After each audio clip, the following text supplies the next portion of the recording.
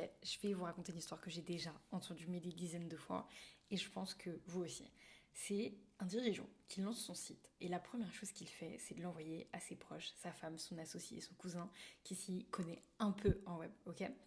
Avant ça, il a passé, mais quand je dis des soirées entières, mais c'est des soirées entières à choisir la bonne typo, à recadrer les photos produits, à hésiter entre deux nuances de bleu pour le bouton ajouter au panier, à vérifier que tout rentre bien sur mobile. Et le jour où il met le site en ligne, il est ultra fier. Mais vraiment très très fier. Il a installé un Google Analytics, un tracking, etc. Et il va actualiser Google Analytics 3 fois dans la journée. Il guette mais chaque notification de commande. Il vérifie sa boîte mail toutes les heures. Et puis il y a les jours qui passent. Il voit 10 visites, 8 visites, 12 visites, 6 visites. Il se dit que c'est normal au début, que ça va monter, parce que Google a besoin de temps pour trouver le site. Et là, il y a les semaines qui passent, les mois qui passent, et il y a ce doute à chaque fois qui s'installe. C'est pas sur le produit en tant que tel, parce qu'il sait que son produit il est bon.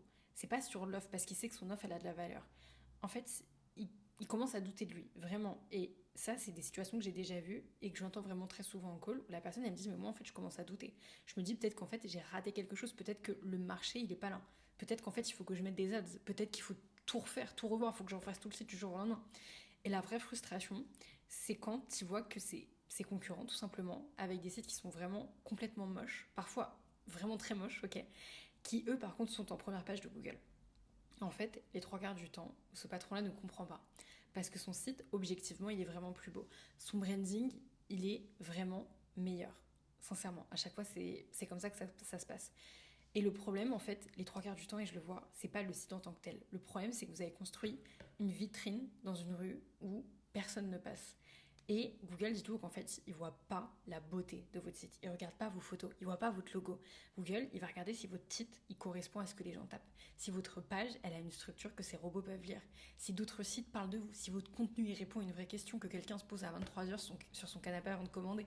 Tout simplement. Vos concurrents qui sont en top 1 à l'heure actuelle. D'accord.